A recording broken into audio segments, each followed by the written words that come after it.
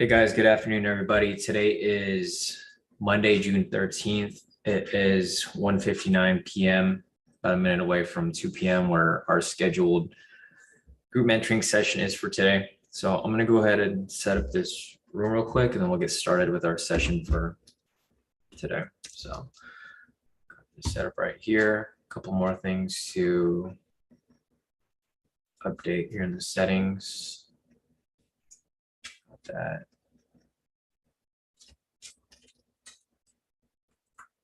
A few more things right here, and then we should be good to go.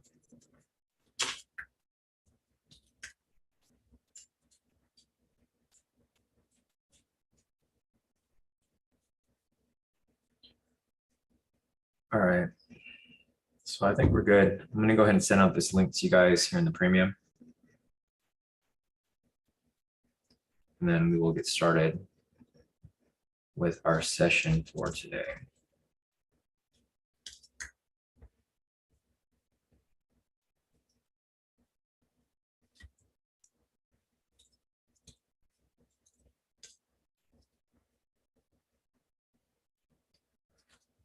All right. Looks good.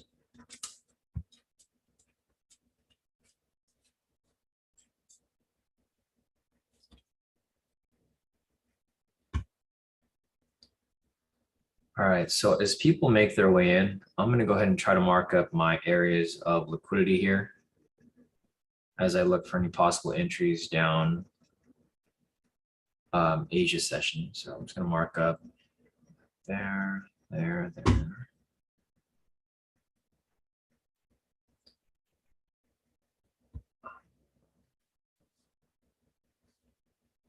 I think that's it for the daily. The 8-hour. Nothing there, 4-hour.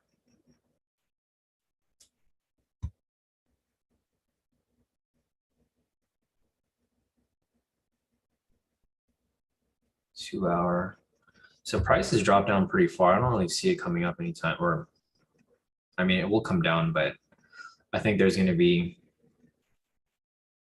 some retracement before it actually pushes down further, because there's like no liquidity on the bottom side. All of it is already triggered today during the New York session. So got that marked up right there. Couple more areas here. So if you guys have any questions, feel free to put them in the chat. I do have 2 questions lined up from Purity. So I will be going over those 2 first, but if you guys have any questions, just drop them in the chat, and then I will add them to the list of questions for today. So I think that's pretty much it for the most part here.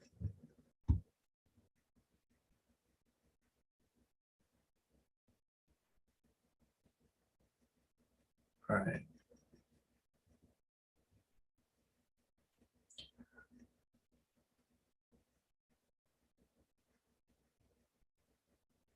All right, looks good. All right, so that's pretty much all the liquidity that I was able to identify here from the daily down to the 10-minute. Looks like people are still making their way in, so I'm going to go ahead and mark it up on the 1 minute as well. So I'm going to start here on the 1 hour and make my way down. Once I'm done with this, we'll start with our session today and the initial questions that were dropped prior to the live. So it's good there, 1 hour, 30-minute.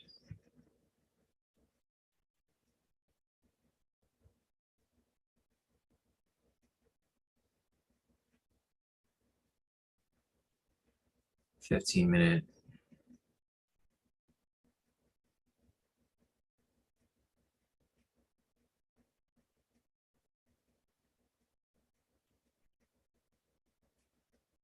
$10-minute. And looks about it. All right, so this looks good so far.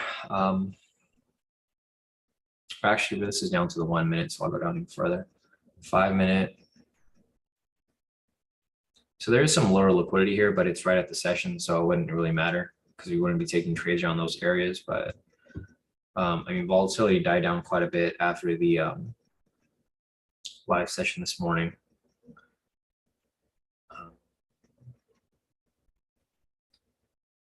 All right, so that's about it. All right, so I've marked up pretty much all the liquidity here on the shorter time frame, 1 minute, and also on the 10. So if we see anything here, maybe I'll identify it and show you guys. I don't think we'll have anything because we the market is currently closed. It doesn't open for another hour or so. So we're probably not going to see anything here. But anyways, guys, good afternoon. Today is June 13th, Monday. It is 2:05 right now. Our scheduled session was set to start at 2 p.m. So it looks like we can get started. So if you guys have any questions, feel free to put the questions in the Zoom chat. I'll go over whatever you guys need help with. Just a reminder, this session's for you guys. So whatever questions you guys have regarding any of the strategies, any concepts, any trade psychology questions, anything really that you guys need help with, I'm here to help you guys out. So these sessions will run until we run out of questions. We only have 2 questions right now, both from Purity. She wants me to go over let me check it. She wants me to go over the K2 high-low strategy and the liquidity pushes that we take for a speculative move. So I'm going to go over those 2 questions first. Other than that, we don't really have anything else lined up. So if you guys have any questions, make sure to drop them in the chat. Don't feel shy. If you have anything that you need help with, just drop your questions and I can help you guys out with them. That's the only way you guys will get help, right? If you guys ask the questions and I can clear up any confusion for you. But we'll start off with the first question here from Purity, which is for the K2 high-low scalp strategy. So what I'm going to do with that is I'm going to go over here to this clean chart and I'm going to show you guys that strategy over here. So let me put the requirements over here for the high-low scalp. I'm going to turn on the K2 high-low indicator and the K2 momentum indicator right here. So these are technically the only indicators that you need. The first requirement is to confirm the overall bias. So if you guys remember the bias from today, it was a sell. So we're just going to look for any high-low scalps that came up today. And we'll use those as the example. So other than that, let's see if I could find any over here. I think there was one that came up recently. Not there, but there was one right here, I believe. Yeah, or no. Yeah, it was actually tested. So that's not going to be one right there. Just going to go back to see if I can find any over here.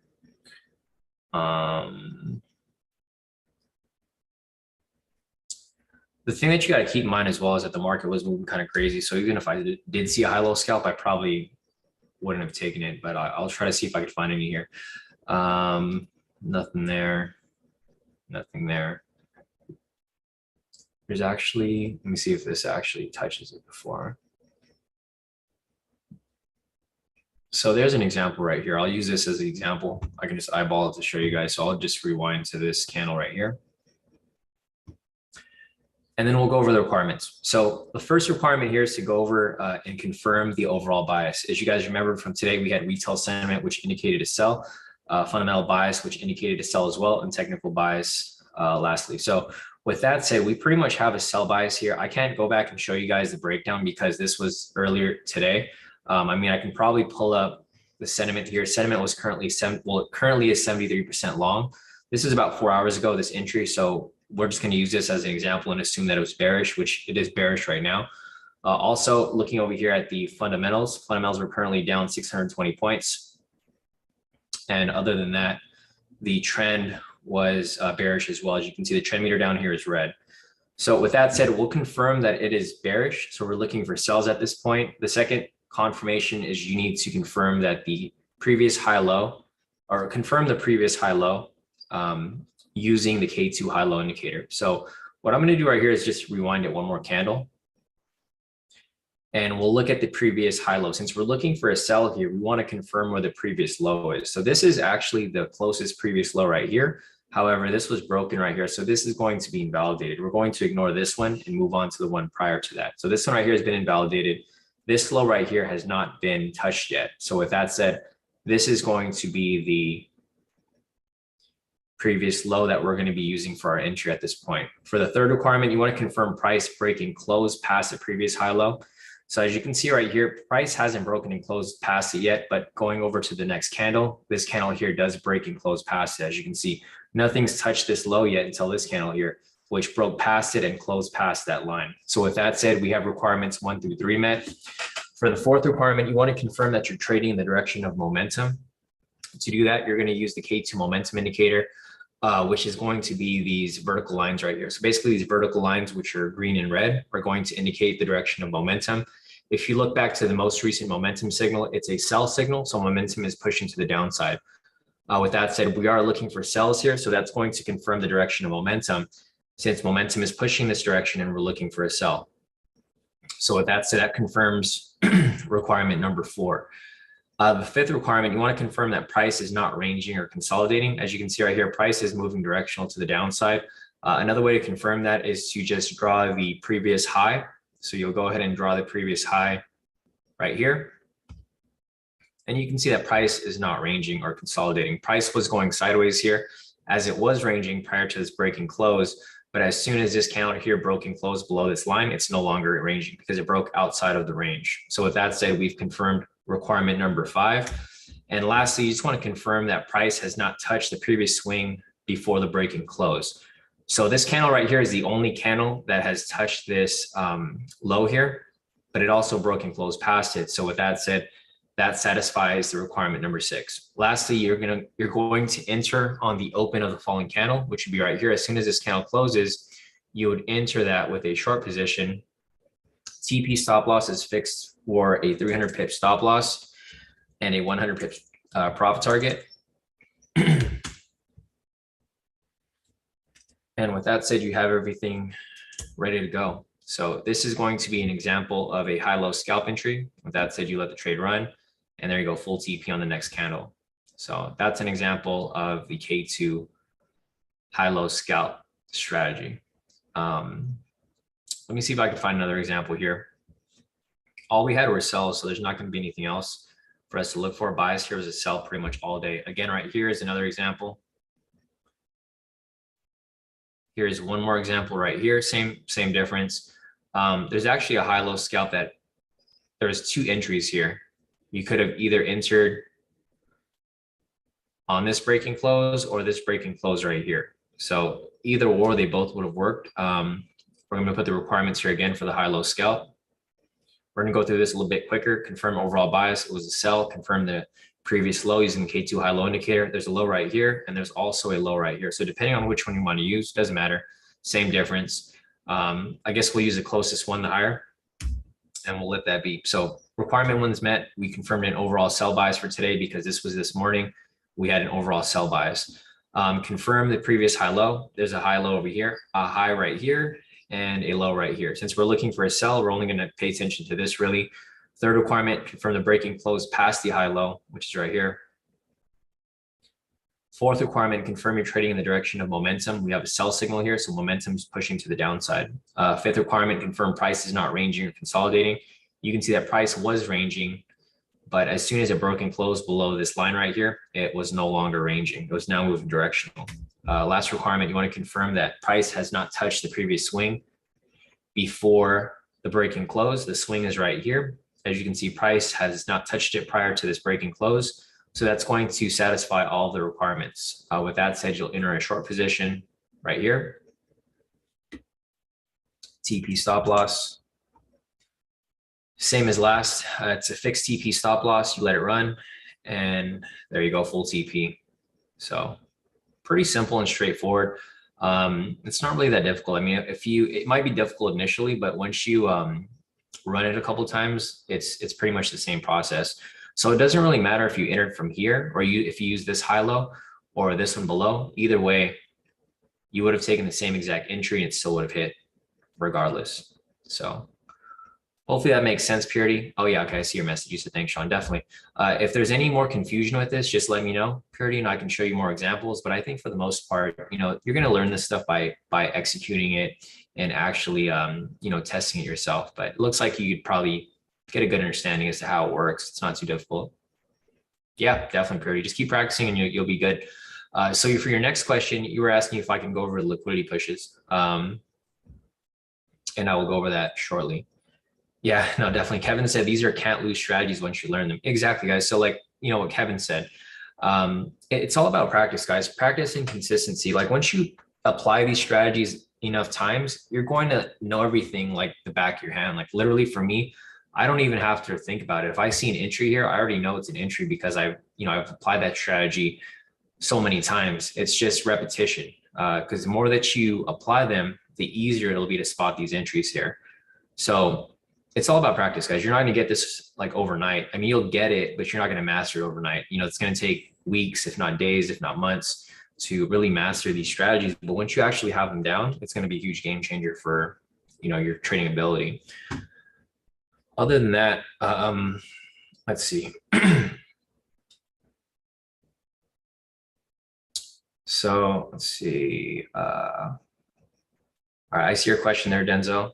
And I see your question, Fern. Before I get to your question, I'm going to knock out Purity's second question. She just wants me to go over the liquidity pushes. So for this strategy here, it's not like an actual strategy that I necessarily teach because it is a risky strategy. However, it's one that a lot of us do apply, and it's one that you can easily follow. It's not too difficult to understand. Realistically, it's just identifying where liquidity is sitting and then catching those initial pushes that happen very quickly. So let me see if I can find one over here. So I can just see one just by looking at the chart. Just looking at the chart right here, I can just identify it pretty quickly. What you would do here is you would identify, I'm just gonna go and rewind the chart right here. And from this point, I'm going to mark up all of the areas of liquidity just to show you guys where liquidity is currently sitting. So we have liquidity there, right there, right there, right there, right there. And this is why it's important that you guys have the high-low indicators so that you can easily mark these up. Because if you guys don't have this, it's going to be a bit more difficult for you to identify where these high lows are sitting, right? Because this is what your chart would typically look like if you do not have the K2 indicators. So being able to identify those points, those key points right there is going to be very difficult because you don't know exactly where they are. If you turn on the K2 high low indicator, you're like, all right, it does all the work for you. You literally just draw lines where these high lows are, where they haven't been tested. So once you've drawn those high lows there, as you can see, I've drawn them there. I turn on the K2 high low indicator, very simple. You literally just click and draw your line. So once you guys have that drawn up, basically, in order to identify these liquidity scalps, you're looking to trade in the direction of momentum, also in the direction of the bias. So we had a sell bias for the entire day this morning. This trade came up today at 10 o'clock, which is about 4 hours ago. When you're taking these liquidity pushes, you're basically marking up liquidity and you're looking for these two areas of liquidity to be sitting right next to each other, something like this. This and this is not an area of liquidity. This is too far apart. So if you measure this, this is way too far. It's like 1,210 pips, way too far. Something like this makes sense, right? It's like 70 pips right there.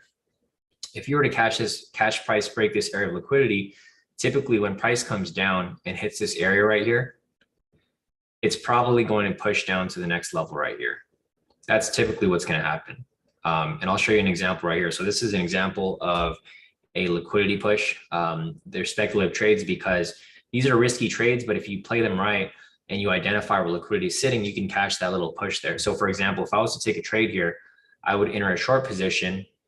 I'd use a typical 1 minute TP stop loss, 100 pip TP, 300 pip stop loss, just to have that cushion because the spread is about 110 pips. So you want to cover the spread. That's why we can't do a 1-to-1 here because you can't do 100-100. If you do that, you're going to get stopped out because your spread is too wide. You have to cover the spread before you make any profit. So typically the spread right now is 320 pips. So because the market is closed, this is what the spread is. If you were to enter a trade right now with a 300 pip stop loss, you would automatically lose the trade. That's the reason why we have a wide stop loss. It's just a cushion so that you can breathe within the move. Typically the spread is about 140 pips, which is right here. So if your stop loss was 100 pips, you would automatically lose this trade if it went to negative, right? So that's why we have it set to 300. Because you want to cover the spread plus have some cushion there. And whenever we enter these trades, we don't expect to lose them. So With that said, we would enter the trade here, or we would enter the trade when it pushes down to this point. That would be your liquidity push. I would probably think that it'd push lower, but to be on the safe side, I would get out early because I still need to cover the spread. So the spread goes both ways. So for example, if your TP is right here, you technically need price to be down here to get out of it. So even if you were in profit and you're past your TP on MT4, you still need to cover the spread. So if you haven't covered the spread, price technically needs to be below here. That's why I get out like right away at 100 pips. If you're using a proper lot size, that should be fine. You're probably aiming for maybe 1 to 3%, which is pretty solid. If you can just lock in a couple of these moves, that'll set you in a good place for the rest of the week. So with that said, there's an example of liquidity. If I was to take this trade, I would enter a sell as soon as price reached this point, like it did right there. And you can see that it went straight to my TP, right? So if I took that trade there, as price went down, it would have went straight to my TP. If I held on to it a little longer, this is why you would get caught. That's why you need to get out of the trade right away. So for example, here, you just need to get in and out. That's why these are speculative moves, because they move so fast. You just have to get in and out really quick as it hits your TP. You can't get greedy with these moves because they're not an actual strategy. It's just speculation. So this is an example of a liquidity push to the downside, purity. I'll see if I can find another example here. That's just one example. And for these trades, you can technically take them both ways. I don't necessarily recommend you take them both ways. I only take them in the direction of bias, but I'll show you another example right here. Even though we had a sell bias, it's still pushed up, and you would still be able to take this for a liquidity push to the upside. So again, right here, I'm going to go ahead and draw liquidity. Zoom out a little bit. So I'll draw the liquidity really quick. As you can see, if you have the high-low indicator here, like it's going to be difficult for you to draw liquidity here if you don't know where to draw them, right? But if you have the high-low indicator, it does everything for you. So I'm just drawing liquidity right there.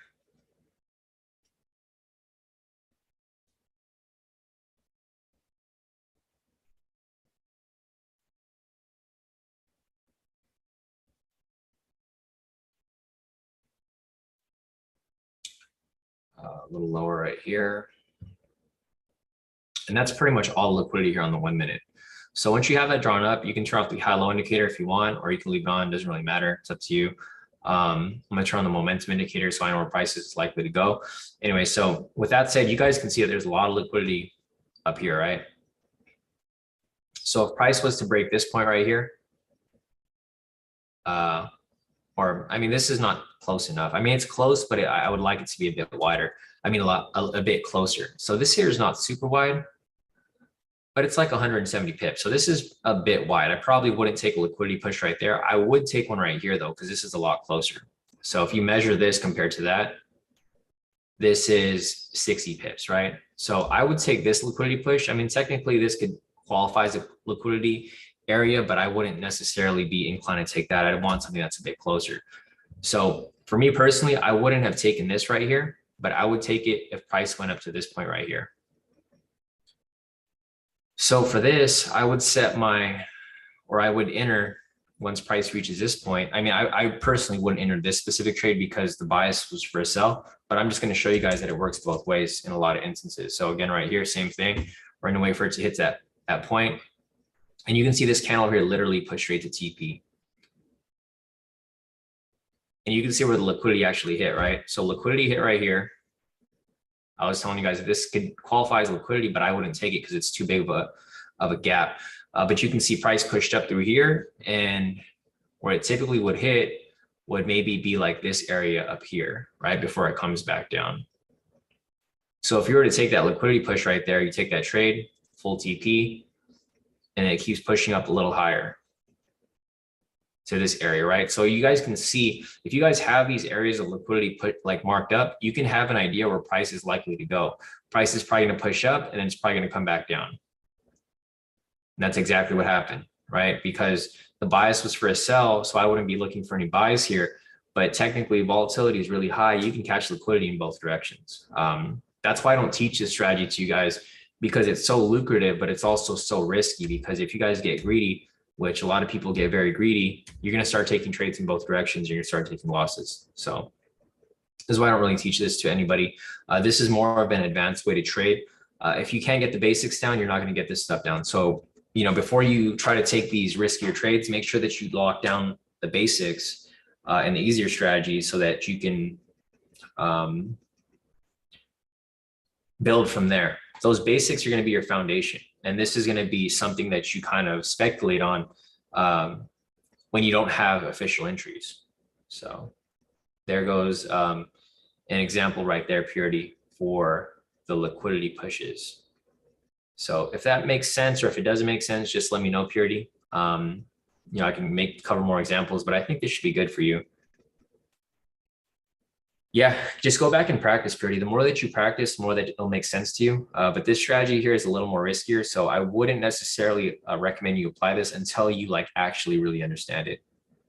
So it's just going to take time and practice. But once you get it down, you'll start locking in heavy profits like Kevin. You'll start locking like 100K days, 50K days, 20K days, etc. Nice. Yeah. So Purity said I did it on my demo. And Kevin said, that's how I trade. Yep. And that's how I trade too.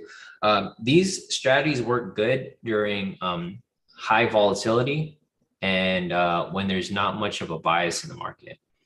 Because when there's not much of a bias, then there's not going to be very many entries, but you can still speculate and catch these types of moves here.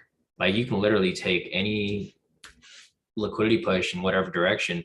The key thing is that you're using the K2 high low indicator, right? Don't try to guess where these high lows are, because this is how people screw up.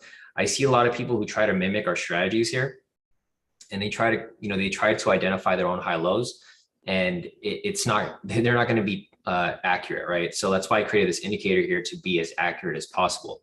It takes out the guesswork, so you don't have to guess where these high lows are. You just turn on the indicator and it marks up all of the high lows for you. So just, if for what it's worth, I think this would be a huge game changer for a lot of people who are confused with identifying the high lows. That's the whole reason I created this indicator, because there's a lot of guesswork. Identifying high lows, it's very subjective. So instead of getting confused and trying to make up high lows, you just turn on the indicator and it does all the work for you. So, all right, that's about it for that right there. Let me scroll up. We have 2 more questions here. So I'm all done with those questions from Purity. Next question is from Denzel. So Denzel is asking, hey, I was on this morning, glad to be here. Can you go over the pivot scalps and the V1 entries? Heard you mention the V1 and I was a bit confused. Yeah, definitely, Denzel. So we'll start off with the pivot scalps real quick. Pivot scalps are super easy. The thing with the pivot scalps though is you have to be very careful if you're entering on a big candle. It's a super simple strategy, but it's easy to screw up if you don't take the red flags into consideration and the sessions.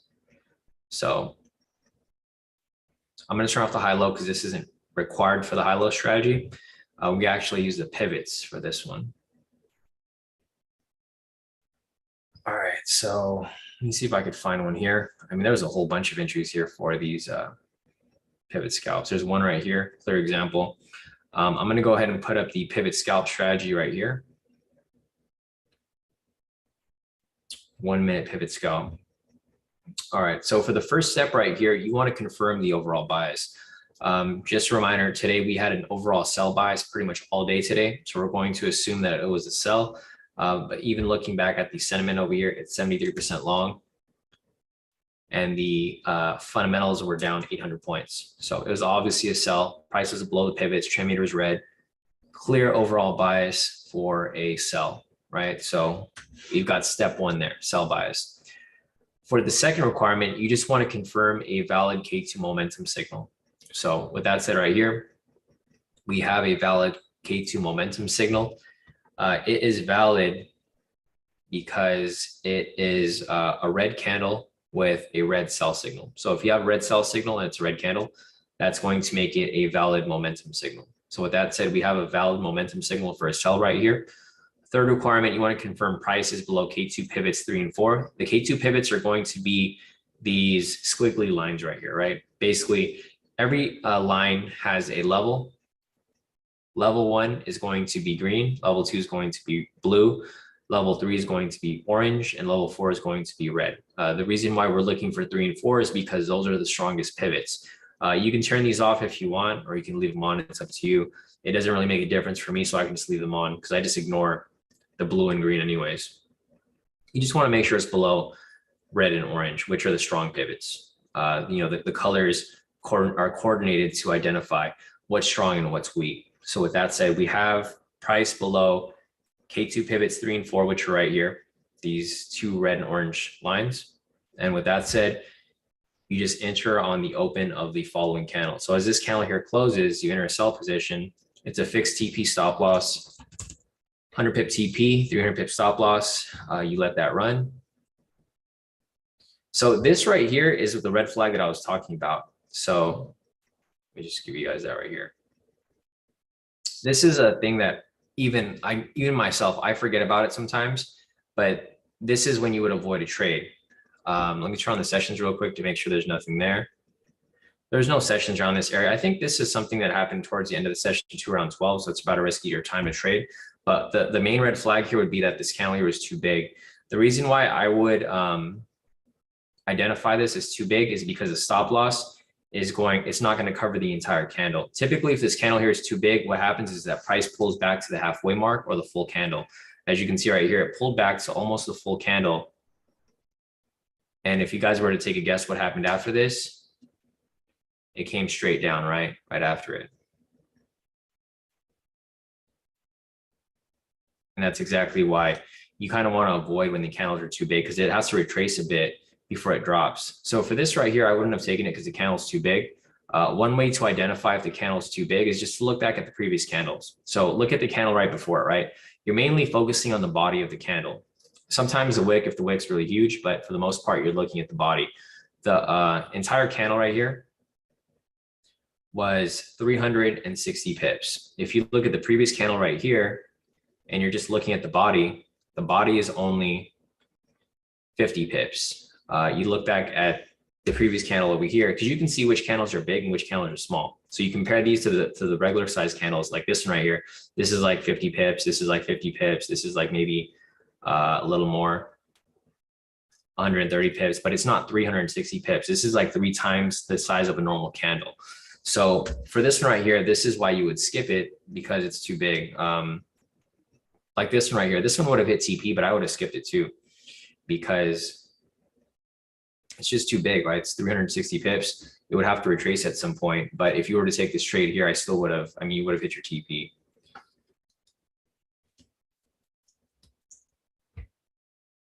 So this is what I was discussing earlier, about the red flags. So this right here would have hit TP, but I still wouldn't have taken it, specifically because it's just too big of a candle. So let me see if I can find another example. I think you just mentioned right here. So Denzel said, oh, I get it.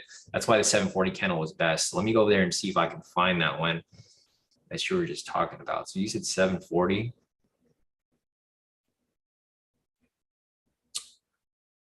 Yeah, you're 100% right. So this is exactly what I was just talking about. So again, right here, I'm going to pull up the requirements for the pivot scalp. So confirm overall bias, we knew is to sell, confirm valid K2 momentum signal, valid sell signal right there.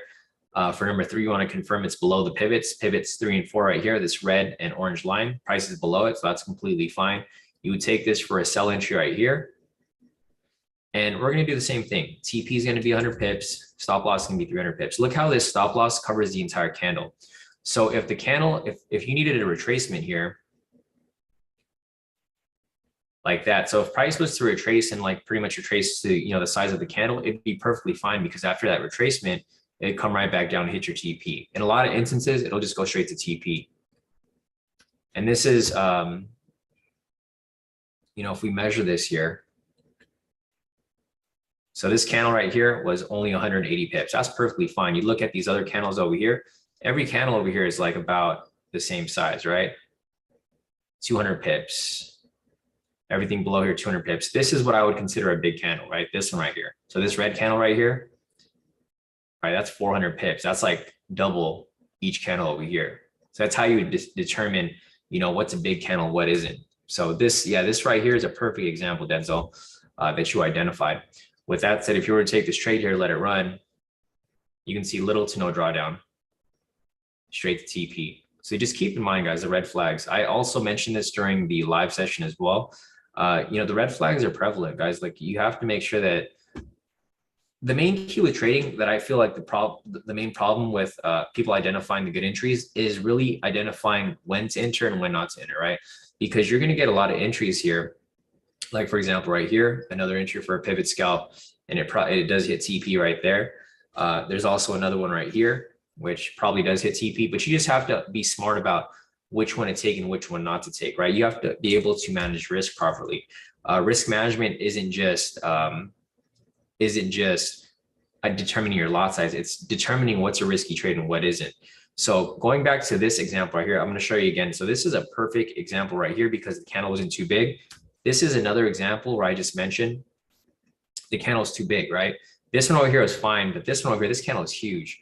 So look where price retraces to. I'm going to open the next candle and look where it retraces to. It retraces to almost like past half the candle, almost the full candle before it drops down and hits TP. This is too risky. I don't want to take risk like this because you're going to be sweating the entire move because it's going to retrace up pretty high before it comes down. Even though it does hit TP, it's not one that I would take.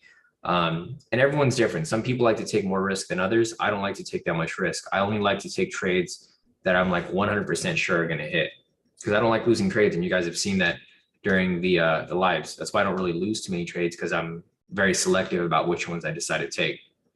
So yeah, I was perfectly on point with this entry over here, Denzel.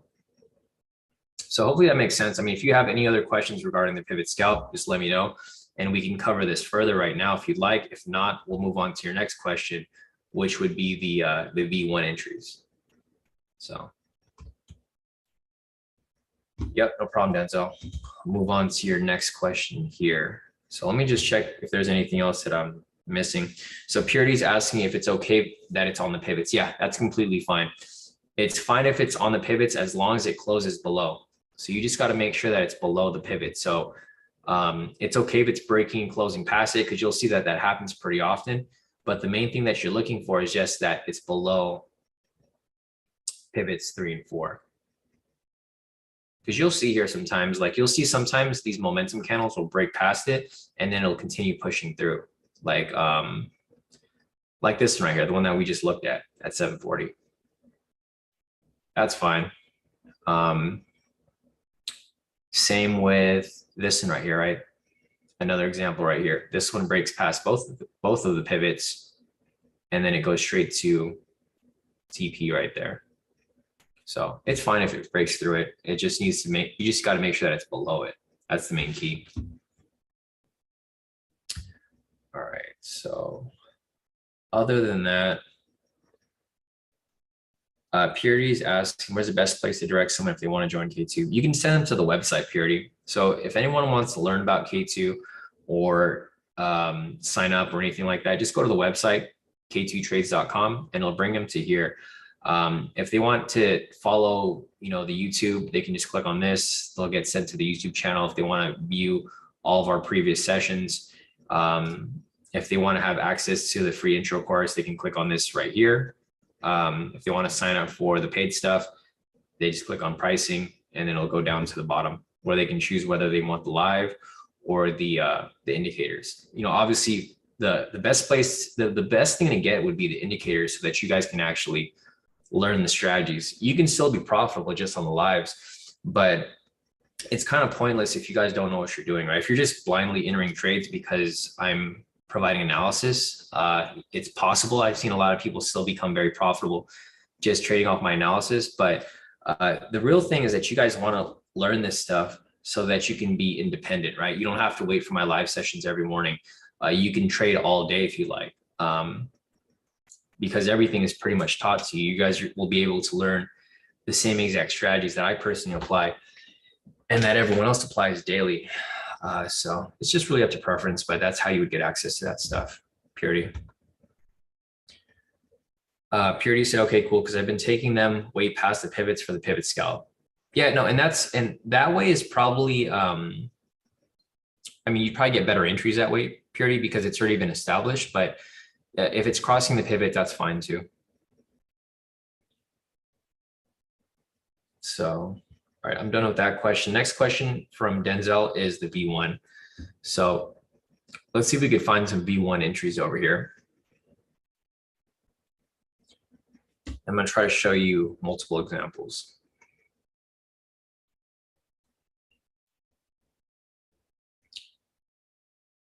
See if I can find one here. There should be, okay, here's an example right here. Perfect example. So looking at this entry right here, I'm going to pull up the requirements for the V1. So for the V1, again, we're going to confirm the overall bias. This is pretty much used for every strategy. I'm probably going to remake the intraday strategy to include this, but basically this requirement is pretty much needed for every strategy, almost every strategy, and then basically almost every time frame. Whether you're trading intraday, scalping, swing, doesn't really matter. This is going to be the requirement. So confirm overall bias. Just a reminder, today we had a sell overall bias. This trade came up today at 12, about 4 hours ago. So it's going to line up with our sell bias. With that said, we're only looking for sells. So once you have that, you're going to confirm the high low. Since you're looking for sells, you only want to confirm the highs because you don't really care for buys. You're only looking for sells. So with that said, you confirm the high right there. That's gonna be requirement number 2. Requirement number 3 is you want to confirm that the following candle is either a double wick or a double body. So in order for it to be a double wick, you want to make sure that this high right here, and it doesn't matter if it's on the left or the right, you just want to make sure that you get a double wick, right? 2 wicks rejecting off the same price point. The reason why you're looking for that is because this is a reversal pattern. If you're looking for sells, this is going to be a retracement, and this is going to pretty much hint to you that, hey, there's a reversal coming here. It's retracing and it's now going to reverse the opposite direction. And that's probably going to make all the sense to you guys why we're looking for these patterns when we have a sell bias, because we're looking for the retracement and we just want to wait for it to come back down to where it's supposed to go, right? So with that said, we have a V1 entry right here. Overall bias is a sell. We confirm the high, the candle following the high low or before the high low, either or, is either a double wick or a double body. This is a double wick. You want to confirm that you have a pending momentum in the direction of the trade. In order to do that, you just want to look back at the previous momentum signal. Right here, we have a buy signal. You can see from these vertical lines, it goes from green to red, green to red, green to red, green to red, green. What's next? Red, right? So you're looking for a sell and you want to make sure that you have a pending momentum in the direction of your trade so that you get that burst of volatility straight to your profit target. So with that said, we have requirement number 4, because this is a green signal, the next signal is going to be red. So what you're looking for is basically your entry is going to be right here and you have momentum coming, right? So you already know momentum's coming your direction. So you already know once that momentum comes, it's going to go boom, straight to your TP. No problems. With that said, you take this trade here for a sell and there you go. Your momentum blasted right through your TP. So this is an example of a V1. That's going to be the double wick. Let me show you an example of a double body, which is, let's see if I can find a double body here. I know there's going to be one around here somewhere because I remember that there was one during the live. So there goes double wick. No double body there. Double body is right over here. All right, so again, same pattern. Let me put the requirements here again real quick for the V1. Again, we have a sell bias. We're looking for a sell. You want to confirm the high low. We have a high right over here. You want to confirm that, and then so we have a sell bias. We're looking for the high low. You have a high right here. You're looking for a sell. So obviously that'd be the high that you're looking for. Next, you want to confirm either a double wick or a double body. So before we look for a double wick, now we're looking for a double body. This right here, you can see that these two bodies align, right? So if I was to put a line right here, this is going to confirm that it's a double body, not a double wick. These double wicks do not line up. So this is going to be a double body. With that said, same thing, you confirm the pending momentum. Most recent signal is a buy signal, so the next signal is going to be a sell, and you would enter that for a short position right over here. Same thing, 300 pip stop loss, 100 pip TP. You got that set up right there. You let it run, and there you go, full TP on the next candle. And then the momentum right there just blasted right through your TP. So there's an example of a double body. See, Denzel's question here is, would the V1 have worked on the manipulated push on market open? Yeah, I probably would have, but I probably wouldn't have taken it on open because you don't want to trade when market's being manipulated, right? Because the thing is, if you trade when market's being manipulated, it's just going to be, it's going to be a shit show, like literally, because yeah, of course it would work, but you might get caught in the spikes of volatility. So for this one right here, I think, I'm assuming this is the one you're referring to, or you might be talking about the opening candle right here, right? I probably would not take the opening candle. Also, there was a red flag here. So you are correct in identifying this as a V1. The only problem with that is that the bias was not a buy.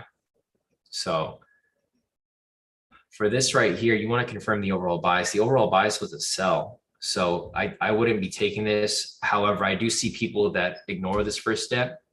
So I wouldn't personally take it because it doesn't fit the requirements, but I see a lot of people who just ignore this step. I don't know why, but I mean, so, well, I do know why, because it doesn't work. So the strategy still works perfectly fine. The only problem is that if you skip a step, like I put these steps here for a reason, so that you guys have the highest quality trades.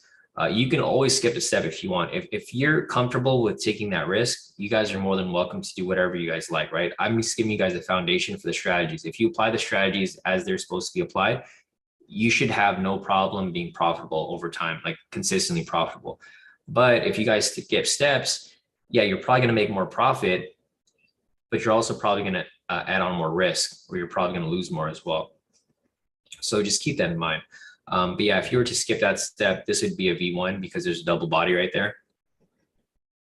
And if you were to take that for a long position, you know, obviously it would hit your TP right there, straight to TP.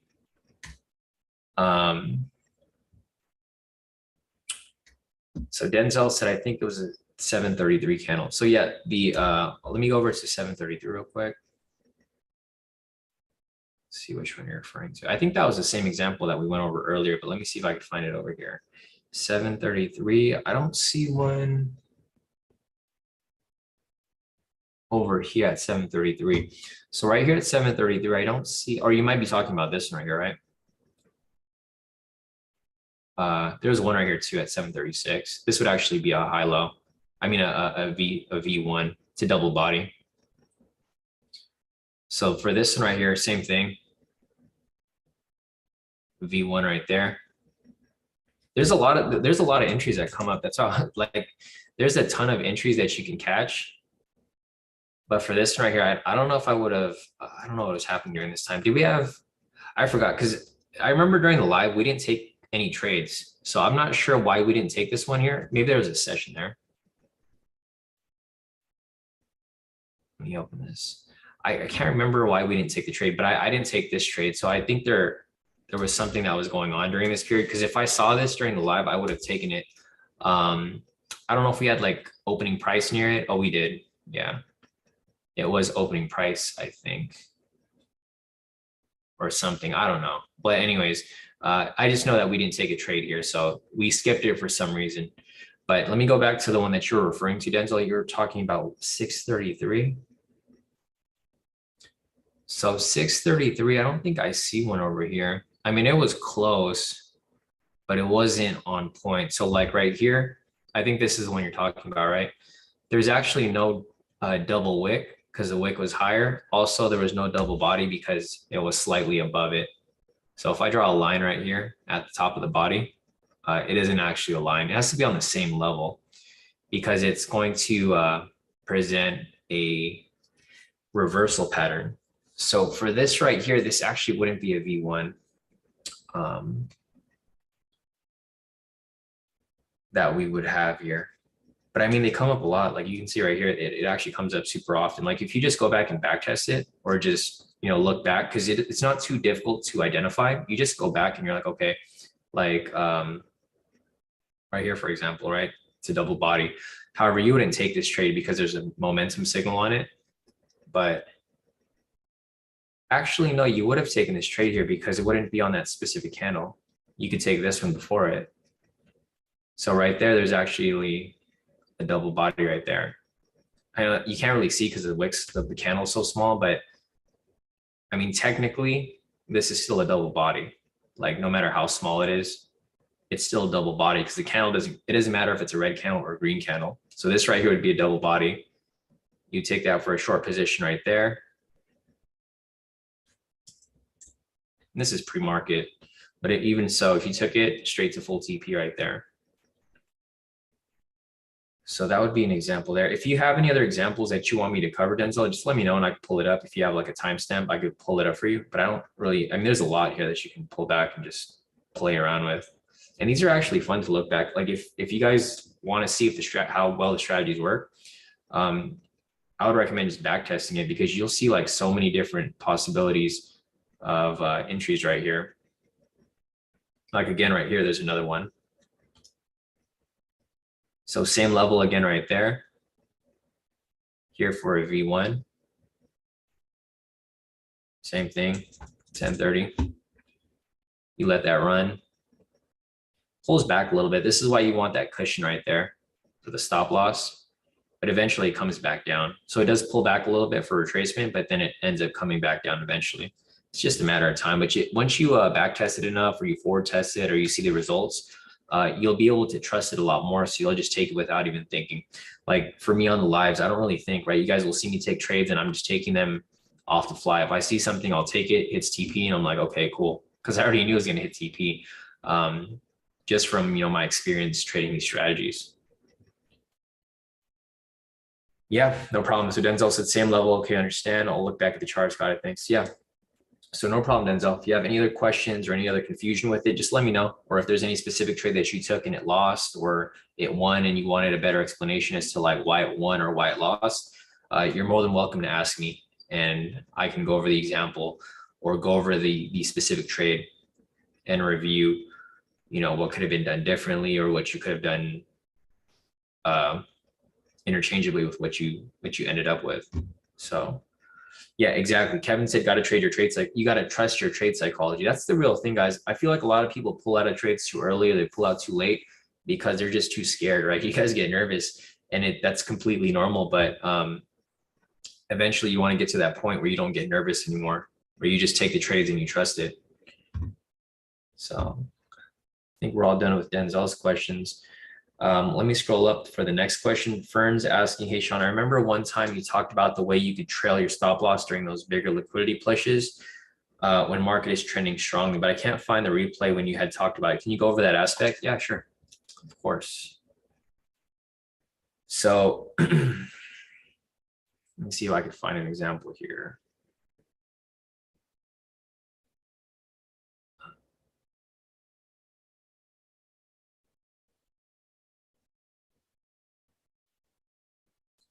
It's basically like when price is pushing heavily.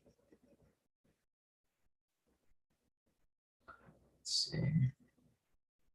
And go back a little further. I just want to find an example because those types of trades don't come up like super often, but when they do, they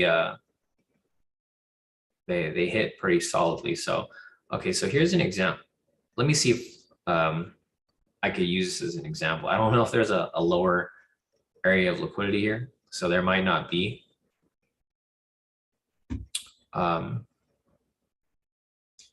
The ability to identify that, but let me see if I can find it here. So I'm just going to go back to this point right there. Let me go on the higher time frames to see if there's any other. So there's no areas of liquidity there. I know this is something that me and Kevin were talking about, I think. If you go on the higher time frames, you could find. Okay, so this is the weekly chart. And basically what I'm going to do here is I'm going to mark up the next area of liquidity. I'll go back to the 1 minute over here. right? So this is it. I mean, this is something that is like, you need to know what you're doing to do this type of move. It's not something that I really uh, teach to you guys, or like, I mean, this level is so far below. Like, this is something that I don't even do myself very often. I do it sometimes, but I don't do it very often. Actually, this is too far of a push. I'm not going to go on the weekly. Let me see if I can find a better example here for you, Fern. The problem with identifying those today is that it just the drop was just too heavy. It was just too heavy to the point where it was breaking like lows of like 2 years back. So let me see if I can find another example over here. There's a bunch of examples right here. I just can't find a good one to show you guys. Actually, there's one right here. Or let me see if I could find one right here. So there's a low right there.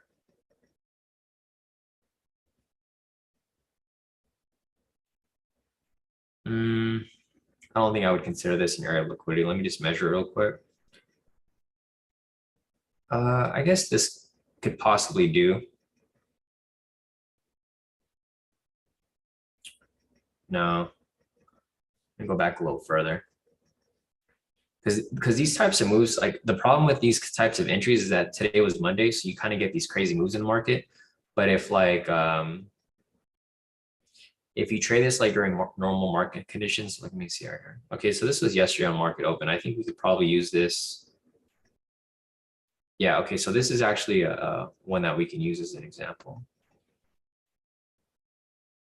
All right, perfect. So I'm going to go here and just rewind to this point when this area of liquidity got hit. And what I'm going to do here is I'm going to go back on the higher time frames, and I'm going to mark up the liquidity on the higher levels. So we have liquidity right here. I'm just going to mark up all of the levels. So we got levels right there. Let me go on the daily.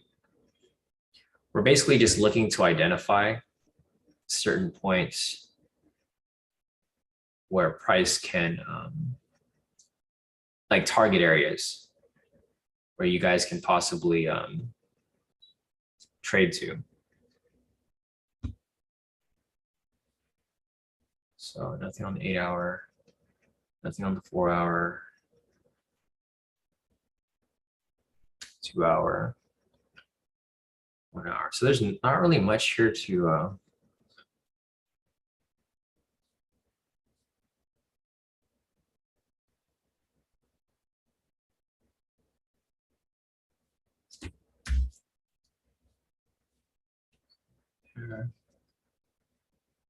30-minute.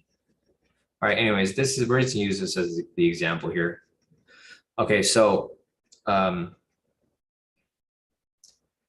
example, right here, this is an area of, let me just delete this. This is an area of liquidity right here, right? So typically when I enter a trade like this, a liquidity push, I'm only going for like 100 pips. So like if I'm going to take this trade here, I will go for 100 pips, right? This is typically what I would do. I want to be on the safer side. I just want to pull out. I want to hit my TP, get out, and then maybe re-enter at a later time. However, like what Fern was just discussing, this is like what Kevin does as well. It's why sometimes you'll see Kevin with these huge profits, not just Kevin, but like other people in the group with like, instead of going for 1,000, they have like a $10,000 profit, right? Or a $5,000 profit or a $20,000 profit. Because instead of going for only 10 pips or 100 pips right here, they're going for this full move right here, right? So instead of 100 pips, they're going for 620 pips. You know, you multiply. So if you're trading a 10 lot, which is typically what I do on a 200K account, 100 pip TP equals 1,000 profit. This is why most of my trades have $1,000 profit, because I'm only going for 100 pips. If you're going for this trade over here where it's 620 pips TP, your goal is going to be a bit high. Your profit target is going to be even higher than that. So basically, when you're trading a 10 lot on a 200K, it's going to be $10 per pip. So I know basic math here, you know, 10 times 100,000, 620 times 10, you're gonna make 6,220 or 6,200 profit.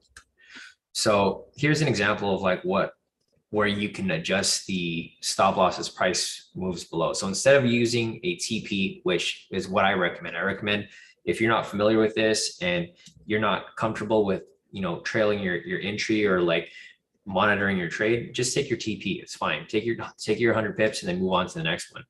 But if you want to keep pushing it, so for example, right here, as price pushes lower, like it did right here, Fern, at this point, you can move your stop loss and profit.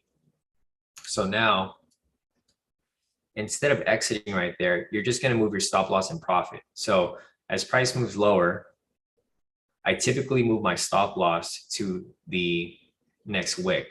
So you can see here price pushes down and it creates a wick right there. That's where I move my stop loss. As price pushes lower, I move my stop loss with it. So there's another wick right here, right? I move my stop loss down there. So in this case, I can either pull out with profit, or if price ends up retracing up, I'm guaranteed this much profit right here, right? So I'm basically just trailing myself manually. As price drops lower, A drops lower right there, move my stop loss even lower. And same difference. If this continues to push down lower, I have more profit. If it pushes up right here, I've already guaranteed that much profit. Creates another wick right there. I do the same thing, move a little lower.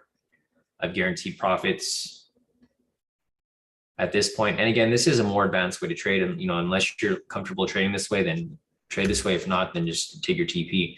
Again, right there. And then now price pushed up. So instead of me losing all this profit, I've guaranteed this profit right here. So I get stopped out in profit down here. This is pretty much how you would trail it.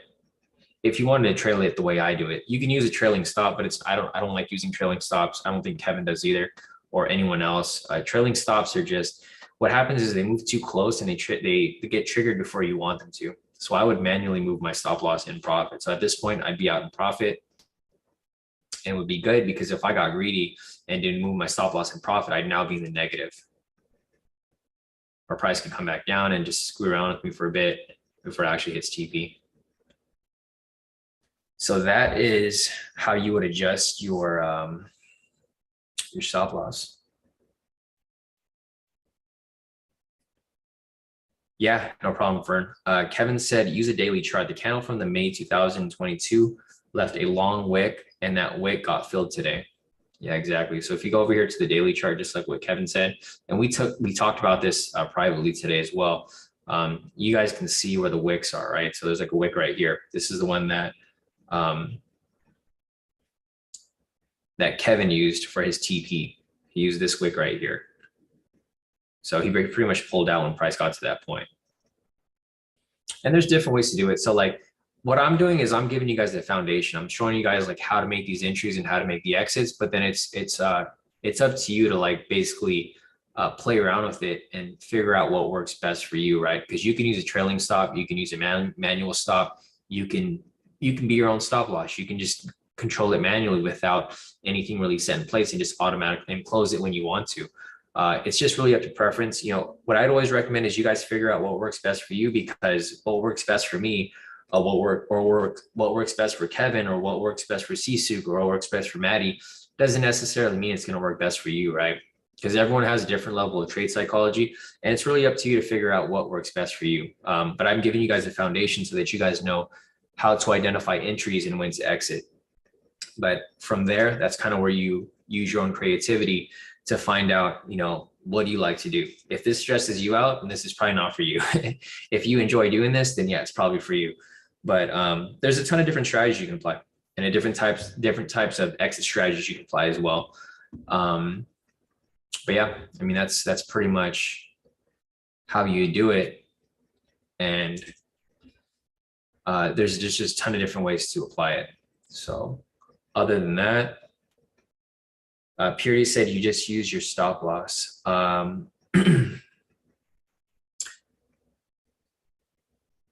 Purity, I didn't get what you're trying to say there. Yeah, you can use your stop loss if you want, or you can just exit manually. So like what I just mentioned earlier, you can move your stop loss in profit, or you can just manually close it, or you can use a TP. It's really up to like however you guys want to use it. Yeah, Kevin said, I don't use a hard stop loss. I do it manually, but it's risky. Yeah, exactly. Like Kevin doesn't use a stop loss, but how, like you said, it is risky because price can easily just spike up at any moment. Like for example, right here, this is a crazy candle, right?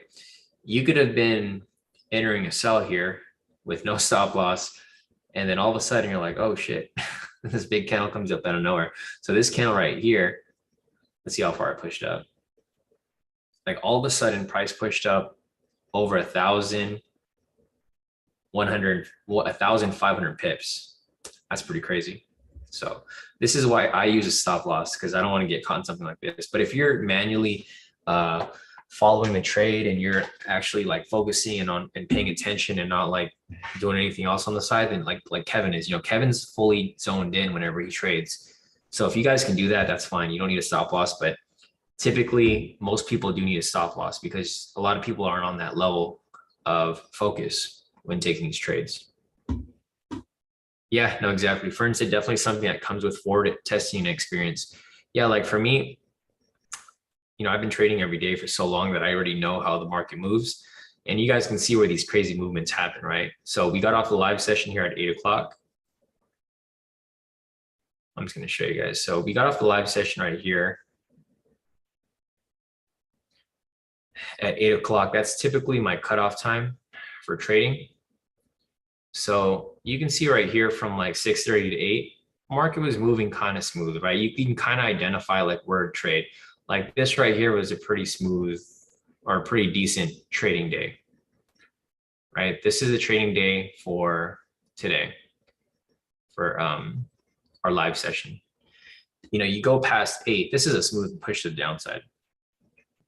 You trade after 8, and this is where all hell breaks loose, right? You have price going up, bouncing around, coming back down, come back up, come back down, come back up, coming straight down right here. Huge spikes, big wicks. This is why I don't trade after 8, because I don't deal with any of this nonsense right here. You can make profit here, but odds of you taking riskier trades and losing are very likely. It's why I don't trade after 8 o'clock. This is our live session, 6:30 to 8. I get off, I tell you guys, all right, see you guys tomorrow. And then if you want to keep trading, this is where you start to get the crazy movements. That's why I have high consistency, because I only trade when the market's moving, okay. Once you trade later on, this is where it starts to get a bit crazy. So hopefully that makes sense to you guys why I stopped trading at 8 o'clock. Because a lot of people always ask me like, hey, Sean, you can keep trading after 8 and make a lot more profit. But the thing is, you can trade after 8 and you could also lose a lot of profit if you don't do things properly. So just, keep that in mind. Yeah, Kevin said I locked my office door and I'm 100% dialed in, no distractions. And that's exactly how you have to do. Whenever you guys trade, just try to set aside time. Like for me, from 6:30 to 8, I have no distractions here. The only distractions I get are when we have trolls in the group or something, right? Trolling like our live session. That's the only time I get distracted. Other than that, I'm pretty zoned in. Like if people are asking annoying questions, and not to say that there are annoying questions, but during the live, people have to be respectful that we're trading live and we're not answering questions. Like you guys can ask questions during the mentoring session, but not during the live, because it's going to distract everybody from the trades. So like if you guys can zone in for at least an hour, hour and a half from 6:30 to 8 during the live, you can do perfectly fine. And then after that, that's where market starts to move kind of crazy. But realistically, you do have to be very focused if you guys want to scalp in the morning. You get distracted for like a few minutes and there goes your account. So just keep that in mind, guys. Other than that, let's see if there's any other questions here. All right, let me scroll up real quick.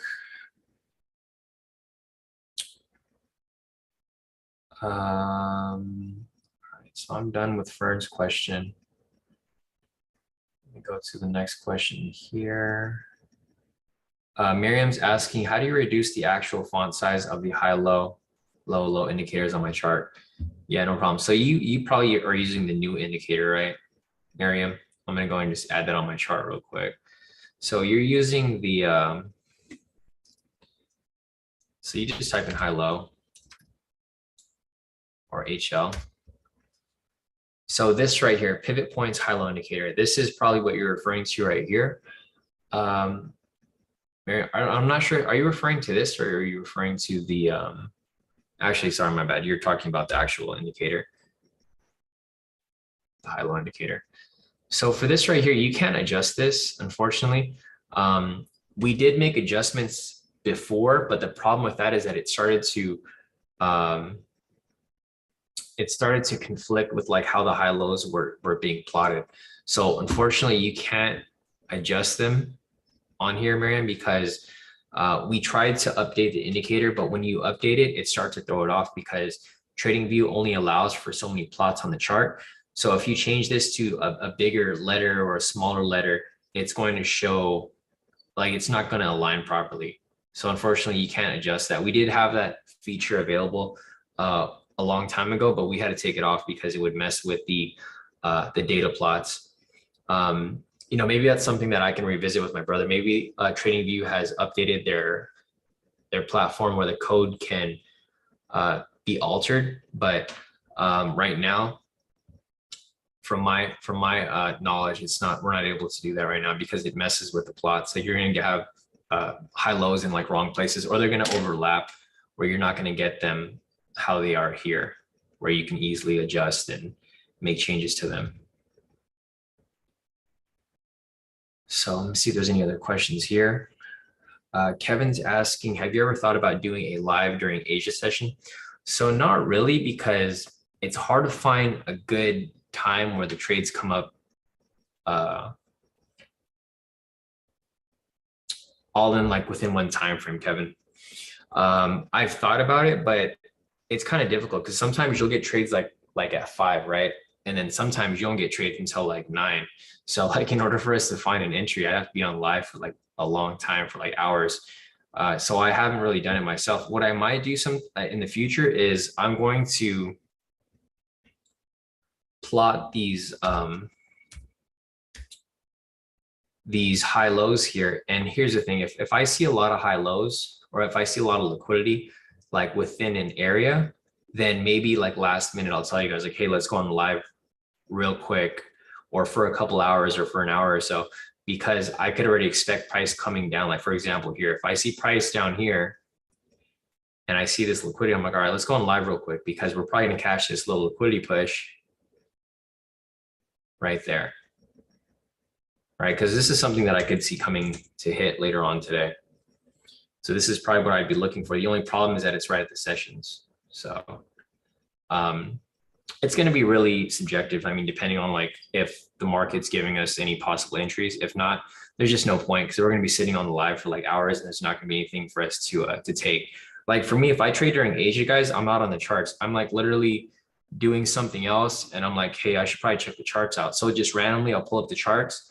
And if I see an entry there, that's when I take it. It's not like I'm sitting on my computer all day waiting for an entry. I'm just taking it whenever I see something come up. Yeah, no, definitely. Kevin said that's true. I trade Asia every day, like we discussed, but it does take some time between trades to find good entries, which I agree to.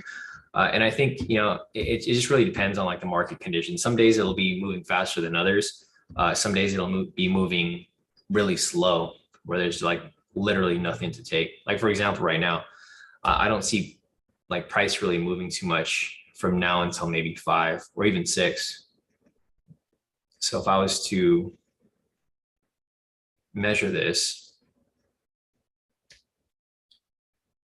I probably wouldn't see any entries here for like the next 3 hours. So like you could probably just be sitting here for like 3 hours and have nothing come up between this period. Yeah, I do the same thing too, Kevin. I typically, if I'm trading Asia session, I'm usually trading between this time period. Right here, between like 19, basically up until 10 p.m. Once we get close to 10 p.m., 2200 my time, this is where I typically see the market start to move kind of funky, because you get pre-market moves here before London session. So this is usually the time that I trade from. I think it's about the same as yours. But I typically just pop open the chart. I'm like, okay, I'm going to see if there's any entries there. If I see anything, I take it. If not, I'm like, all right, this is probably not a good time to take any trades. But yeah, we have basically the same time period where we do look for entries during Asia. Yeah, I know London is crazy. I don't trade London at all, guys. Sometimes it's good, sometimes it isn't. Most of the time it's pretty crazy. So it's like a hit or miss. It's really uh it's really random. So if you guys do trade during London, you might want to check out maybe UK 100 or the DAX 40. Those are DAX 40 is equivalent to US 30. So if you want to trade that, that might be something to take a look at. I've seen a lot of people profit off that during London. If you don't want to trade US 30, but either or, it's pretty hit or miss. Yeah, last night was great for you, Kevin. I wish I caught some trades during that period, but I just didn't want to risk it too much. Yeah, Kevin said price leaves crazy wicks during London. And I agree. I mean, over here during London. So this is London session from yesterday. You guys can see there's a lot of wicks on like every candle. Because it's just not a smooth move. The market is still closed during that period. It's basically pre-market from the weekend or entering or exiting the weekend into the weekdays. So you get a lot of unusual movements in price, which is typically not where I want to trade. So let me scroll up real quick. Yeah, exactly. Kevin said you'll get stopped out real quick. Yeah, that's why I don't really mess with it. And this works for you, like your trading style, Kevin, since you don't really use a stop loss. You're able to, follow along and catch those volatility spikes. Because if you measure the movements here, like I'm just going to measure each range. The range here is about 700 pips. So if you can have wide enough stop loss, you can probably catch like 100 pips here and there, just double dipping into entries. Or I mean, even if you took any of the sell entries here, like any of the pivot scalps right here, I think Fern, you're the one that or you were trading Bitcoin actually, but either or, if you're taking sells here, looks like literally every sell entry here hit full TP during the London session.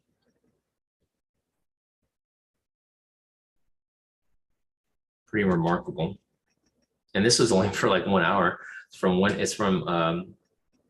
12:15 up until like 1:30 or 1:15.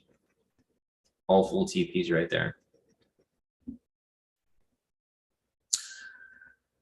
All right, let me see if there's any other questions here.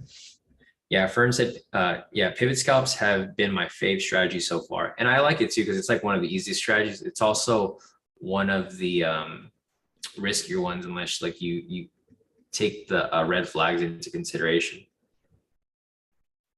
Yeah, Kevin said I double, quadruple dip into those trades.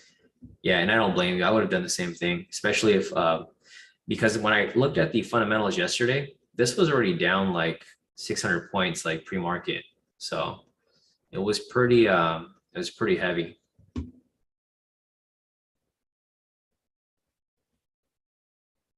I'm gonna scroll up real quick and see if I missed any questions. If you guys put a question in the chat and it hasn't been answered yet, feel free to put the question back in there and then I will cover it. Otherwise, if there's no other questions here, it looks like we'll be wrapping up the session pretty soon. We've been on here for a little over an hour now. It's at 3:17 right now. So we've been on this session for about an hour and 17 minutes. I don't mind staying on longer with you guys, but only if we have questions, right? Because we don't want to waste any time here. And I don't want you guys to be FOMOing into any trades, especially if we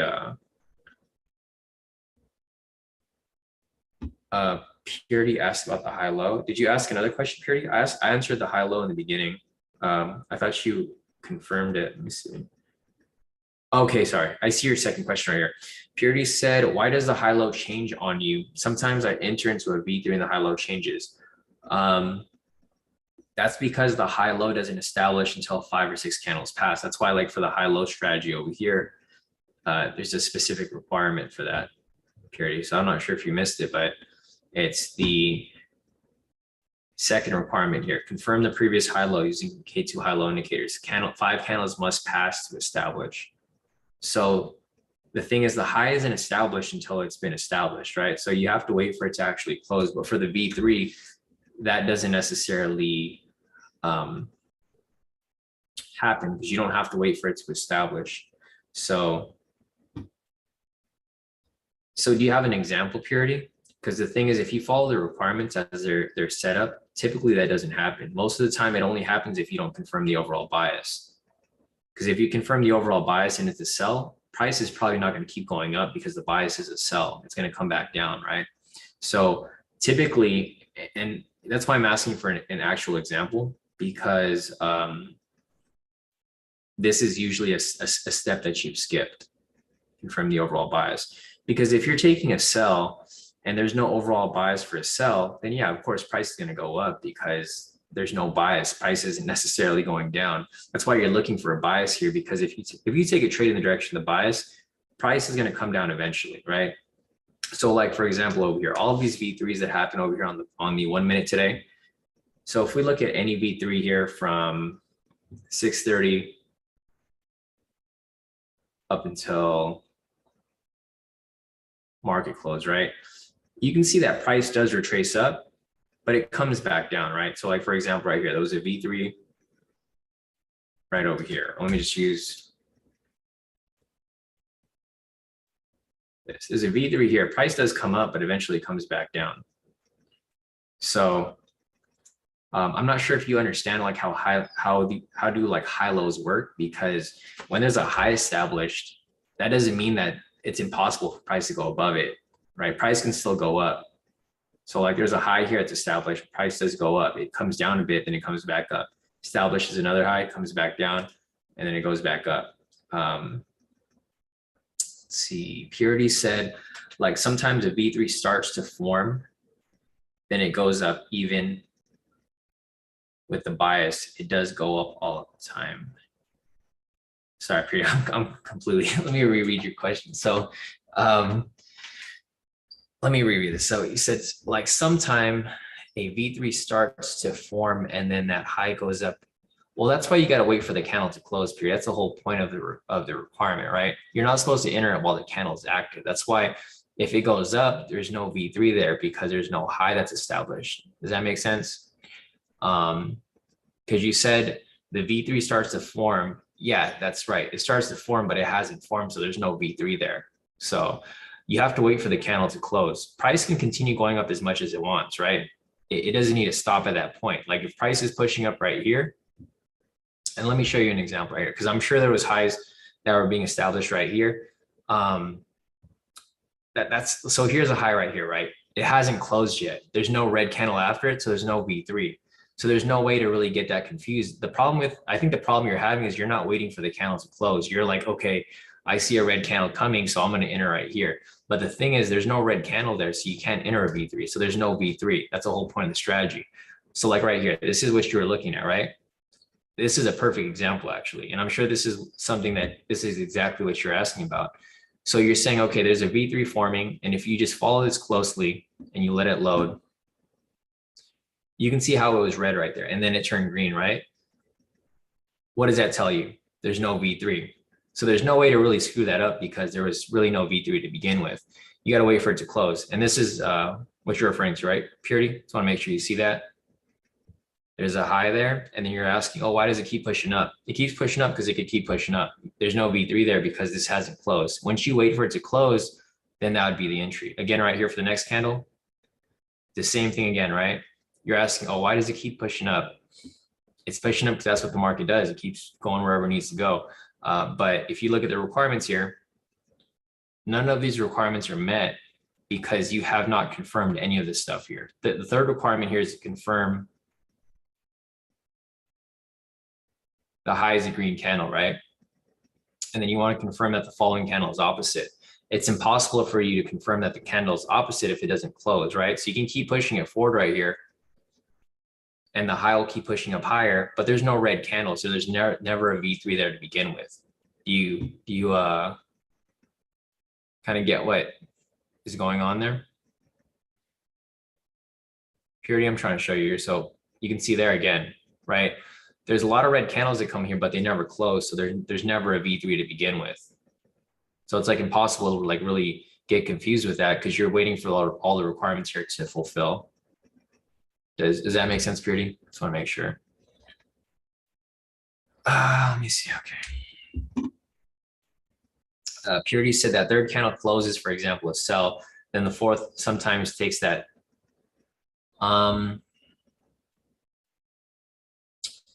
I don't see any candle here that closes for a sell, Purity. I'm not sure if you're seeing something different because so back to what I just said, you need to confirm that the requirement here, okay, fourth requirement, confirm the following candle is opposite. There's no opposite candle here, so I'm not sure which one you're talking about. You said that third candle closes. You got to give me a timestamp here because I don't know what you're talking about. You're saying not here, but then where? I don't know what you're referring to here. Like if you can give me a timestamp, I could pull up your example. I can't really go over your example unless I know what you're talking about because I'm showing you example here. Because look, if you follow the strategy as it's done, like right here, for example, right here, right? This is a V3 and it works. It hits TP. Okay. Well, if you have an example, just write down the timestamp purity. Because the thing is, I can show you like as many examples as I need to, but there's nothing here that I can really give you because there's nothing that shows the example that you're looking for. I mean, if you take any V3 here, like this one over here hits full TP. Basically, what I'm trying to get across is that you have to follow the requirements. The thing is, you're skipping a step. The reason you're getting confused is because you're skipping a step here. In order for you to have a V3, you need all these requirements met. You're asking, okay, if the high gets pushed higher, then there's no V3. You would need to have there would need to be an opposite candle, right? So I'm showing you this because this is where you're getting confused. You're getting confused because you're saying, oh, why does it keep pushing up? The reason it's pushing up because there's no V3 there. You have to wait for the opposite candle. So there's a high there, it pushes higher, but there's no V3 there. So it just keeps pushing higher because that's what the market does. It keeps pushing to where it needs to go. But it's impossible to get it screwed up with the V3 because in order for you to have a V3, there has to be an actual entry. So if you find an example period, just let me know because I do want to explain this to you like with an example that you're actually confused with, because I can keep showing you here that things will continue to change because that's just how the market moves. The market is supposed to go in whatever direction it needs to go to. But in order for you to have an actual entry that's considered valid, invalid, or whatnot, that's how you would how we could cover it. So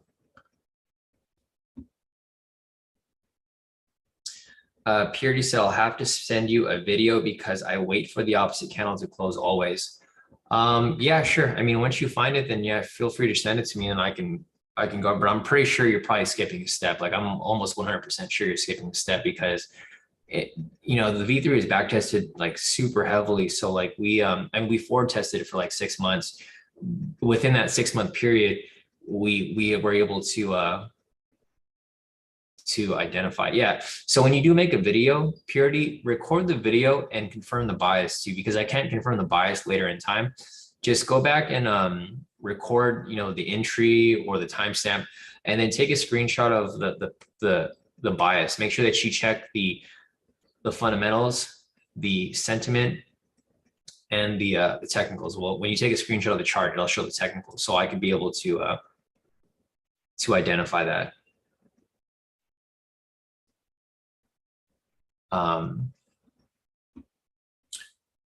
So other than that,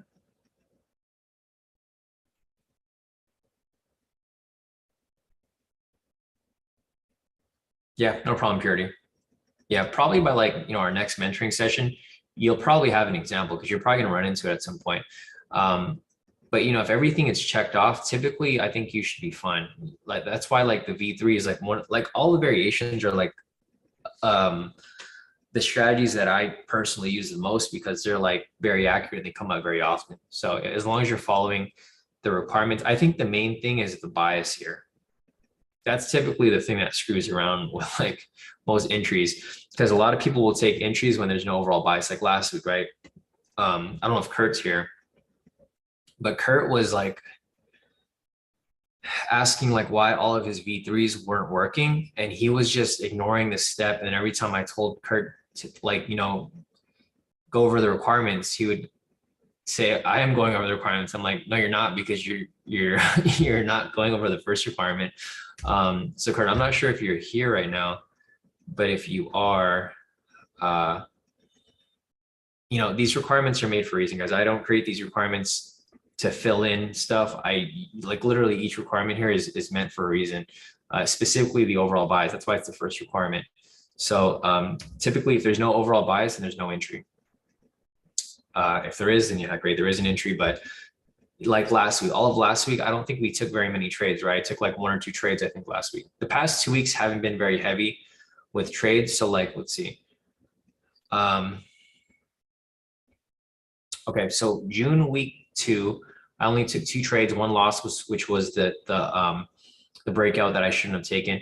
But the week before that, I only took 1 trade because there wasn't any bias.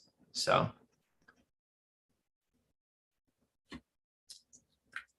here's Kurt right here.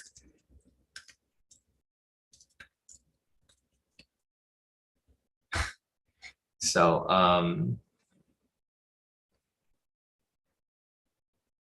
so Kurt said, I failed pivot scalp strategy, green momentum, pivots above. So again, here, Kurt did the same thing that he's been doing pretty much this whole time. So Kurt took a buy here.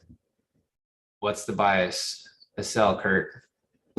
Like, you're still making the same mistake that you've been doing pretty much. I tried to help, like, I'm trying to, let me see if Kurt's on here. I've been trying to help Kurt with this the whole time, but he just skips the step every single time. He took a buy, and the bias here was obviously a sell. It's set 800 points in the red. The fundamentals here are, the fundamentals were down 800 points. The sentiment here was 74% long. There's no reason to take buys here. However, he took the buy here, and he's asking, failed scalp strategy, green momentum, insert on the next count, anything I could have done better. Yeah, follow first step. Not being rude, just asking so I can learn. So let me see.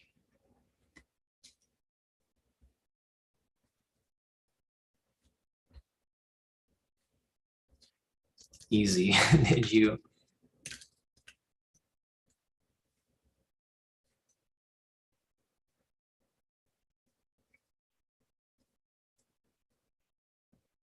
Let's see what Kurt has to say.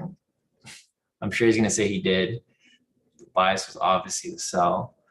Let's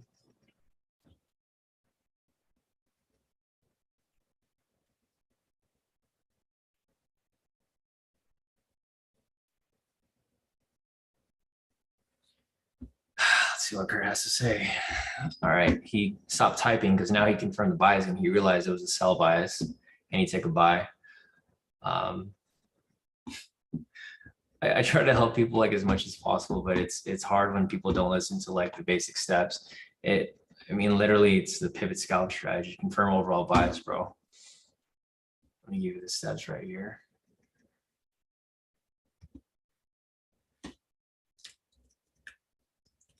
Oops, let me delete that. Jeez, dude, come on, bro.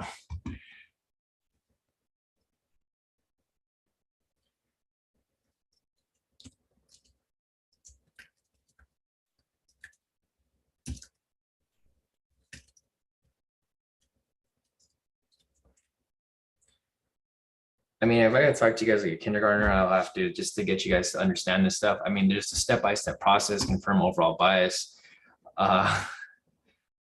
It's really difficult to like teach people sometimes if they don't listen to like anything I'm telling them. Come on, Kurt. All right, Kurt, the video here explains. Let me show Kurt the video here. I feel like everyone always has, like, I'm trying to teach you guys something. And if you're going to argue with me about the strategy, let me show them. I'm sending the link. Kurt, let me get you a link real quick. Okay, so here is the video, Kurt. Watch the video. Let me know first step. But yeah, Kurt, I don't know if you're on here on the live. You gotta attend.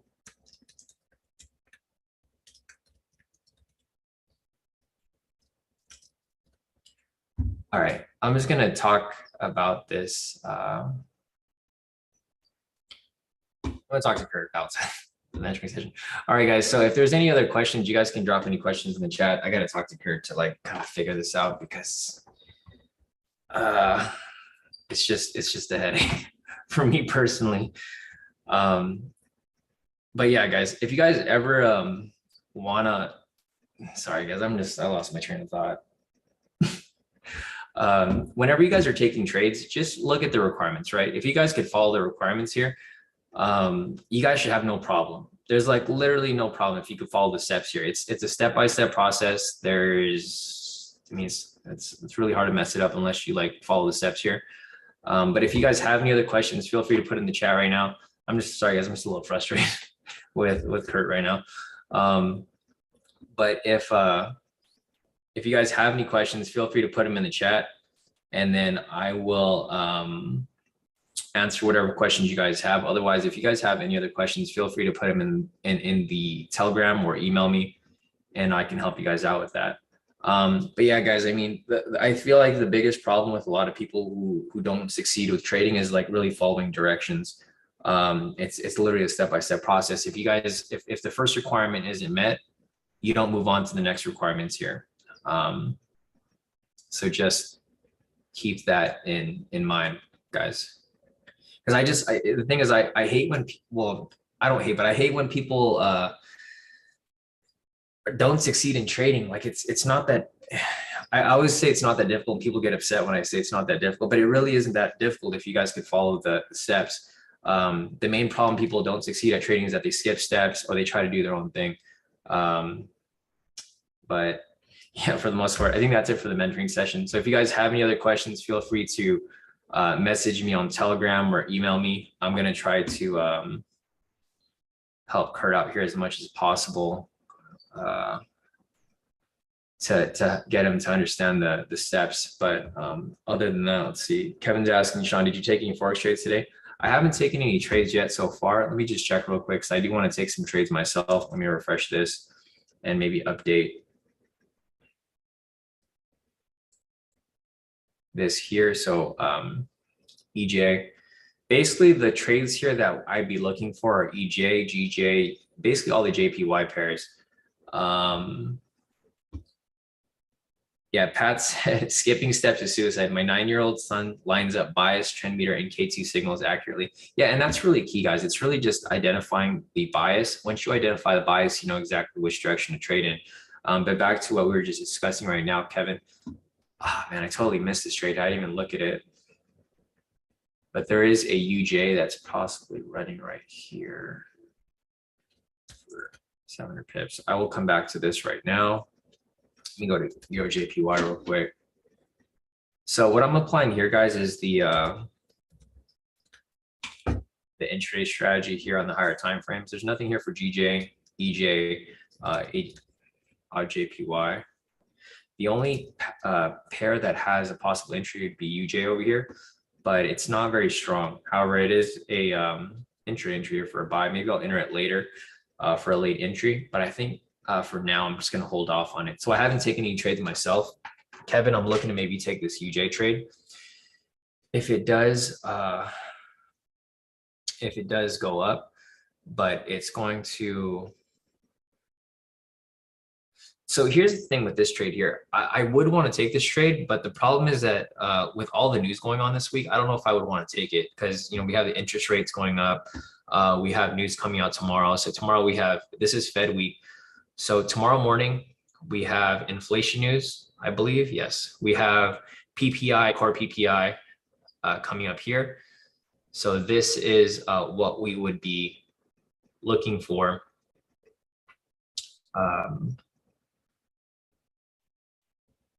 Tomorrow, we have inflation news, and then we have core retail sales, and then also the Fed speaking on Wednesday. So we have a lot of news coming up here. So this is why I don't really want to dip my feet into any of these UJ trades, because I feel like there's going to be a lot of manipulation, you know, in the market right here, especially because it's such a big move. It's a 70 pip move. So that's probably why I want to sit it out a bit. But yeah, I haven't taken any trades yet myself. Kevin, this is probably going to be the only one that I'll probably be looking at right now because we don't really have a bias for anything else aside from this one here specifically.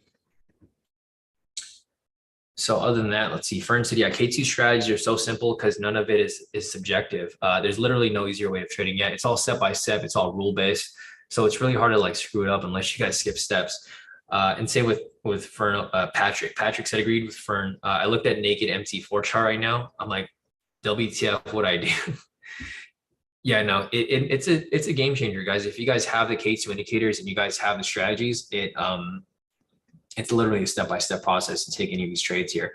But going back to US 30, guys, I don't see it moving at all right now. Market's like literally dead.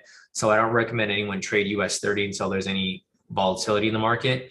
However, for Forex, I'm looking to possibly take a buy here for UJ. Not yet, but maybe at some point if prices pull back a little bit to give me better entry. Because right now I'm not going to enter it for a loss. I want to make sure that I want to enter it either at entry point or in the negative so that I can get better entry. So other than that, guys, I think that's it. If you guys have questions, feel free to reach out. We've been on this mentoring session for about 2 hours now. So I'm going to take a break and then I'm going to regroup with Kurt, hopefully try to help him out a bit again. But yeah, I mean, other than that, guys, I think that's it. So if you guys have questions, feel free to reach out. Otherwise, I will see you guys tomorrow morning for the next live session. So have a great rest of your day, guys. And